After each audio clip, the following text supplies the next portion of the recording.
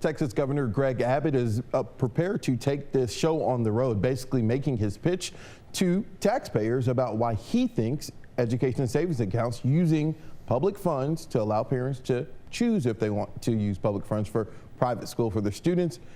Rudy Koski, Greg Grugan, back to talk to us. Greg, the governor says that this will not hurt public school funding. Is that factual? Stephen, it's my understanding that funding for Texas public schools is largely based on average daily attendance. So when the governor says funding will not fall, he's referring to dollars dedicated to each individual student who chooses to attend public school. Now, if school choice is approved, I think it's safe to expect enrollment at a good many public schools will drop as parents take advantage of the voucher option and transfer their kids to private or parochial campuses in search of better results or a better fit. Others will choose to join the growing ranks of homeschoolers and essentially pay themselves to educate their kids. So will funding per public school student drop? Probably not. Will the total dollar figure flowing from the state to local public schools fall? I think it almost has to. How much depends on how many families exercise choice if the legislature grants it. Now, the second Governor Greg Abbott announced this in his State of the State. Some superintendents already had tweets ready to go. Of course, education groups have already been talking about it. I've seen some traction on social media. They're in Austin already in the legislature. Rudy, what are you hearing on the ground?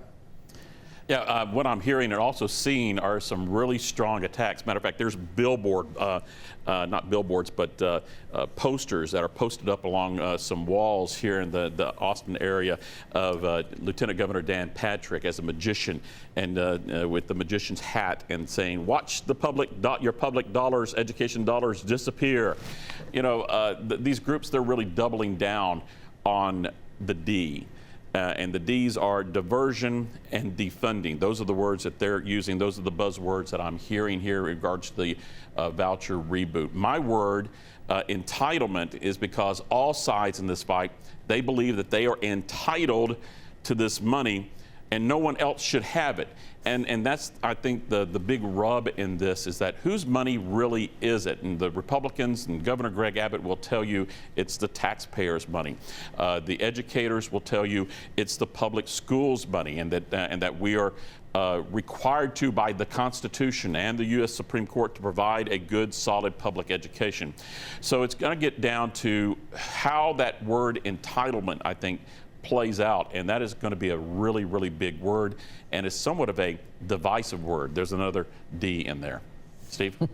Greg, I know that there has been some polling already done on this, and it appears to be a disconnect between what maybe a bipartisan group of parents think versus the lawmakers that they sent to Austin to make these decisions. What are the polls saying? Look, Stephen, the governor is right when he says a majority of Texans favor school choice. Hot off the press polling from the University of Houston's Hobby School indicates 61% favor school choice, at least for low-income families. Now, here's the number that struck me.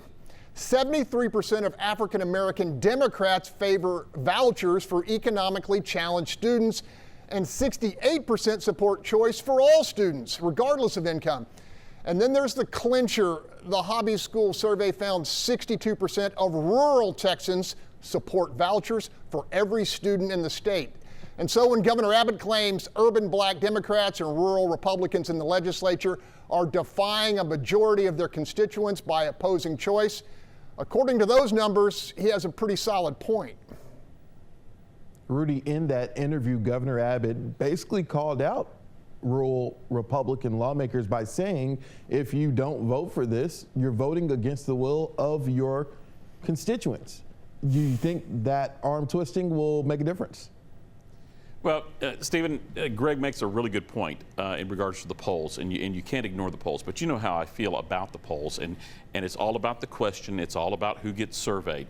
As to the governor, he certainly carries a very, very big stick in his threat, but you know, if the locals don't like it, and this is what it's going to get down to, if the locals don't like it in the rural areas, those rural lawmakers are going to listen to the locals. They're not going to listen to the governor and his big stick. They're going to kind of dodge it. It's going to be the home team that's going to play out here. They're going to be the key to the decision with the rural lawmakers. And those rural lawmakers, I think they are the key to this whole thing, because without them, I don't think the voucher gets through the House side. It's going to clear the Senate like it did in the last session. But the Republican group that supports this choice, this new fund, education fund, special fund, they're going to need the rural lawmakers. And if the locals don't support it, they're going to lose in the House. Okay, that's all the time we have this Sunday. To see this episode, this interview with Governor Greg Abbott or any of our other ones, check out our station's YouTube pages. And continue the conversation with us on social media. And next week, the Democrat response. I go one-on-one with House Democrat Chairman Trey Martinez Fisher. And be sure to let us know what you think the issue is.